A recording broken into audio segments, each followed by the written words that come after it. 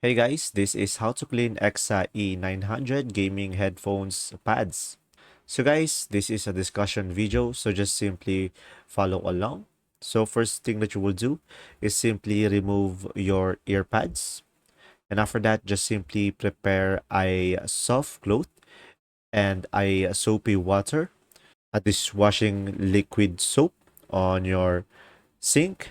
And from there, just put it on your water to make a soapy water.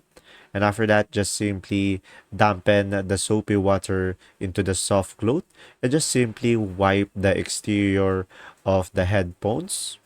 And after that, set aside to dry your headphones. And from there, just simply dip again your cloth in a small amount of soapy water and just simply carefully wipe the ear pads or the foam and just simply clean the mesh surface using a soft cloth, and you can do this multiple times. And after that, just simply let it dry. And guys, remember that alcohol might possibly damage them, so make sure to prevent using alcohol and just simply stick with soapy water.